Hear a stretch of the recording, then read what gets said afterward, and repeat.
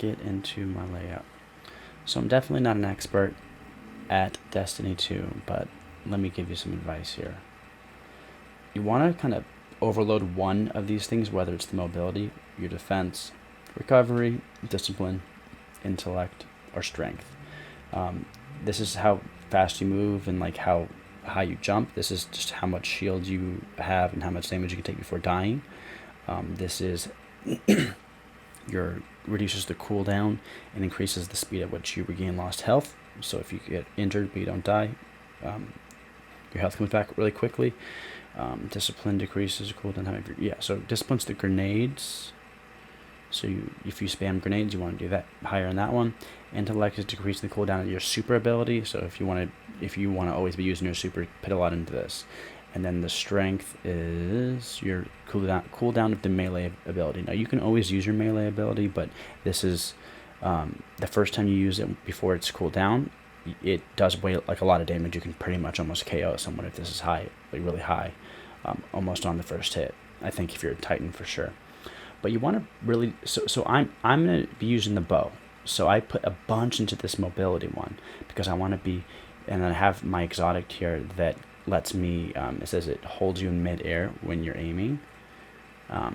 So this is like just a really agile, like in the air, jumping around, getting away, and being like like Legolas in Lord of the Rings. You're an elf basically.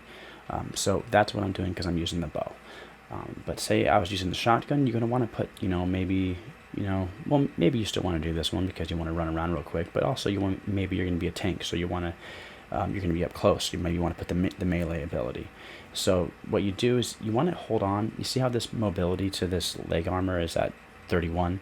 You want to hold on to armor that it doesn't matter what its light is. The 963, that doesn't really matter because everything's, the light is disabled during multiplayer. So you want the you want one of those things to be really high, like mobility, resilience, or recovery, and then I hold on to that. But you see, I have one right here. Well, this is my resilience boots when I'm playing resilience. This is my recovery. This one is my strength. That one's strength too. I have a couple extras. I haven't deleted them yet. But you want to do that with all of your armor. You see this one has a bunch of recovery, this one has a bunch of resilience. So I switch these out if I'm playing different like builds. Same with this, bunch of resilience, you get the picture. So that's what you want to look for in armor, and then you want to pick what style you want to do. That's my advice to figure out a good build.